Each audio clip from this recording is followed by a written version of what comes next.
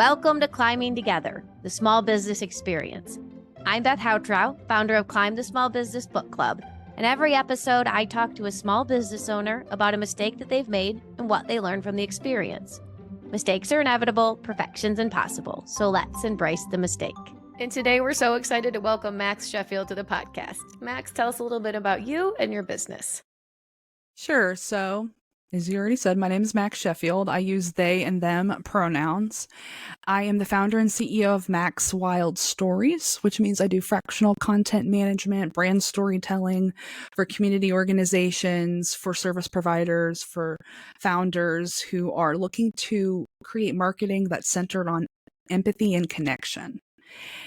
Because as one of my ex-boyfriends has said before about me, I'm the most empathetic person that he's ever met. I don't know what that says, but I do think that empathy is my superpower of being able to step into the shoes and speak directly to people with my copy and with marketing. Very cool. And so important. I think people sometimes, new business owners, we want to encourage people to be inspired by themselves and how they feel. But the customer at the end of the day is the person we need to be the most deeply empathetic about, and we need to be able to see things through their lens. So I love that. Super important. And if people were looking for you, could they find you online or website, social media? What's the best way to come find you? Sure. So everywhere I am Max Wilde Stories. So it is MAXWILDE at the end, and then Stories, STORIES. I have Love a it. YouTube channel. You can find me on Instagram as well. I'm on LinkedIn under my full name, which is Max Sheffield Baird. Yeah, and on Facebook. So Nice. I'm kind of Well, that stuff in the show notes, but I just you do work across the country. Is that true? Or just kind of in Kansas City? So I've worked across the country. I have some people. I'm actually originally from Tampa Bay, Florida, so I have a kind of an affinity to the East Coast, even though I currently live in Kansas City. But I'd say the majority is Kansas City, just because you built up face to face relationships a lot faster, I think. So it just kind of has lent itself more to that. Nice. Love it. Okay. Well, so we are here to talk about mistakes. So tell me about a mistake that you made as you were growing your business. Sure. It's probably my most successful mistake, I would say. So early on in my career, because I'm a writer, I did a lot of blogging, and Medium is a great place to be if you are a blogger, just FYI on that. And I created a reason why we really need to bring more storytelling through our business and how it can nurture leads and increase sales and all these great things. And it was actually so well received that the Medium marketing hub picked it up and sent it out to everybody, to their email list. And at last I saw, it was 64,000 people had seen it. Maybe it's probably been a lot more since then, because Medium just racks up those type of views. And it was actually my second time, but in my marketing business is the first time I'd ever gone what I like to call kind of semi-viral. That's kind of quite a lot of people when you only have a few hundred people, on your social media following, so that was a huge boon. And I got absolutely zero customers from that and zero email leads from that. And it was really quite a big lesson, and kind of like I said, it's like a successful on the outside, but a real big failure on my on the inner workings, because it actually didn't propel my business forward in any measurable way. I don't even know if I got a whole lot of web traffic from it, to be honest. I'd have to double check that. I know I had a link to my website, but it was kind of buried in my bio at the end. And it was definitely not great, I would have loved for that to have done way better, So today, if you knew, right, this was going to happen, what would you have done with that article to have changed the inner outcome of that? Sure. So I wrote something more as an educational piece, and I still think that's important. But nowadays, again, this is back in 2018, so 5 years later, I begin with the end in mind. What action do I want somebody to take? And again, it's not necessarily to make a purchase right away, but how can I keep in touch with this person? How can they continue to learn about me? How can I nurture that relationship even further? So, having that in mind and being intentional about that aspect of it is what I do now, which I wish I had done then. And it probably would be, especially if somebody is reading something, it would probably be, hey, I write about this on my email newsletter. I write about how stories impact, our businesses and culture and marketing. Come find me here, and then Mhm. directed them that way. And so that's probably how I would have done that. And I'm sure if people were enjoying it, that conversion rate would presumably be pretty, even if it's 64,000 and only 1% of people, Yeah. that would still be a huge jump in just a matter of one day. Yeah. So, Absolutely. Yeah, I think that call to action is something we miss, especially because a lot of us spend time on the internet with more like influencers, right? mm, Whose whole goal is to get more people to see what they're doing. That's it. That's their goal. And for the rest of us who aren't trying to be influencers, right? We're not trying to have like product placement, in our posts because we're so famous. There has some other goal for people seeing things or reading things or whatever that is. And so that call to action is something I'm guilty of too, of not always thinking about why am I even putting this out in the world? What's it supposed to accomplish if it does do well? So it's something I'm working on. But I love that example and such a good learning point for everyone who's listening. and you raise a point that I raise in all of my marketing workshops that I'm talking about this. If you are not a content creator like an influencer or a TikToker or a YouTuber, you're not getting paid by the view. Hmm. You're getting paid when people buy from you and become customers, right? That I think just wanted to reinforce that, because you're like, oh, well, this person's doing this. And it's like, well, their business model is not your business model. Yeah. So that's Yeah. why they're doing that. Yeah, totally. Yeah, you don't need to be dancing if that's not going to get you customers. You have to like do a TikTok dance if no one's going to buy your candles or whatever because you did it. Or, yeah, whatever I'm that is. I'm a content marketer, and I always tell people I only dance off screen. That's my interns. I'm like, I have some rules, guys. I will not dance. I will not lip sync. I will not. Yeah, like, there's things The I will not do. pointing, I don't really Yeah, love the pointing either, to be I will not. That was one of my honest. number one. I was like, I will not point at words. Yeah.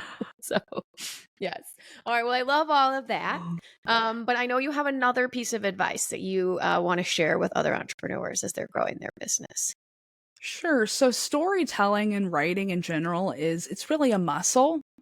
And of course, that means writing, but for me as well, uh I try to read a lot of different types of genres, different formats, again, YouTube, podcasts, like different genres of way. And because the customs in each genre are going to be a little bit different, but just being really thinking through and mindful of how did this get my attention? How is this keeping my attention? Like what did it do that is different enough that like I want to keep reading. I'm staying up all night reading this book. I am like binging on this podcast even, right? Like it's different content, but there's specific things that hook us, and it's Hmm. going to help give you inspiration in your own content and when you're creating your own story hooks for whatever type of content you decide to create for your business. So you can find Yeah, inspiration really anywhere with that. I love that. Yeah, we have to be consumers of media if we're creating media, right? To really understand what's working. I'm going to blow this story, I think, but one of the books we read at the beginning of the book club, they talk about how the guy who ran like programming for Netflix when it first kind of came out, he had not studied film at all. He had worked at a movie store, but he had studied film in that he had watched like every movie that ever came through. He was the guy who people lined up to get his recommendations to find out what they should be Mm. watching based on what their interests were. He was such a independent studier of film and what makes people happy and what draws them to things. That's how he ended up in that major career, right? With Netflix, making these major decisions because he was such an avid consumer of the thing that they were trying to market.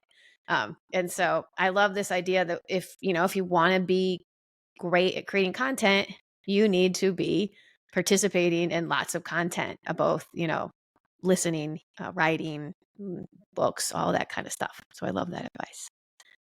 Yeah. Well, and with what I tell some of the folks in my workshops is if there's a type of media that you just don't prefer to consume, Hmm. then you really should not be spending your time there as a creator, right? Because I'll just be honest, I don't love vertical video. You know, it's like I want something more deep. Like I'm more of a YouTube versus a TikTok person, and that's where Hmm. I spend my time as a content creator, because I want something a little more like deep and comprehensive. You know, something like that. Because I'm not going to make really good content for a format that I don't actually like to Yeah. consume. You know, Yeah. it just That's a doesn't good make point. sense. So. That's a really good point. I enjoy vertical content of comedians and cats, and I don't want to do either of those things professionally. So I don't know how you do cats professionally, but yeah. um, yeah, I get it. That makes a lot of sense, to be in places where you enjoy the medium, so that you can learn from it. Yeah, from other people. Very cool. All right. Well, so this podcast is brought to us by Climb the Small Business Book Club. And of course, we love books for learning. So I know you had a book, a nonfiction book that you really enjoyed. And so what was that book? Sure. So it is called, hopefully this doesn't mirror, but maybe it will, Oh, it's good. Fascinate: Hmm. How to Make Your Brand Impossible to Resist by Sally Hogshead. It really has the honor of being, I don't think it was my first business book, but it was that I read. But it was the first business book that I literally was up at 10, 11 o'clock at night, like continuously reading, because the book itself was impossible to resist. And I think that it's really important to think through how we make decisions, what grabs our attention from like a psychological standpoint. I think marketing is very interesting because if I could sum it up in just like 5 minutes, it's the psychology of how we make decisions. That's really what marketing is. So if you understand that and you understand how to present that information to people in a way that helps them make the best decision for themselves, Hmm. then then you're going to be way above other people. So I think that it's really very fascinating. And then it's also kind of thinks about how to make your brand. So how are you different? Sally Hogshead, my favorite sentence from her is, different is better than better. Because there's lots of people who can claim to be the best pizza place in town or the best Hmm. plumber, or but different is not going to, that's going to stay relevant way longer. Your unique value prop, what you bring that nobody else can bring to this work, Yeah. that will have way more staying power than, I use this proprietary technology. And you're like, okay, well, how long are you going to be the only one using that type of tech? Or how long are Hmm. you going to be the one, like the 30 minutes or less? Domino's doesn't say that anymore for a reason. Well, Right? Because just other learn people more could say that. because they had so many lawsuits from car accidents, but that's Well, the so reason. many things. That's an interesting story all on its own. Oh my Right. goodness. But they need, like, but how many people could have also said something to that Hmm. effect? It's not Yeah. different. Yeah, So, absolutely. Yeah, and its difference is replicable, so then it stops being different too. Yeah. Nice. Okay. And our last question here is about community, right? We're all about community at the book club. And so talk to me about how you've built a community of entrepreneurs around you and what that's meant for your business. I am so glad that you asked this question, because I really saw a difference in my own business and in my own personal development when I started really taking the time to invest in that community. For me, it really began. It was in Kansas City. We do an event for a whole week. It's called Global Entrepreneurship Week, and back in 2018, it was like right around the corner from my house. And all week, I was learning through all of the support and resources we have in town and here in Kansas City. I met so many great founders who were building really, things that were just really inspiring. It's how I connected with Lauren Conaway, the founder of Innovator KC, which I feel like has been mentioned maybe before. They're a great organization here in Kansas City, the Porterhouse KC, which is one that's for Minority Entrepreneur Accelerator that I actually graduated from back in June. Would not have known about what they did and their mission if it weren't for Global Entrepreneurship Week. So it was kind of the hub of the wheel. And that's really what the Casey Sourcelink nonprofit organization does anyway, is we gather the resources, we gather the communities and point you where you are, Mhm. like, your time is best spent.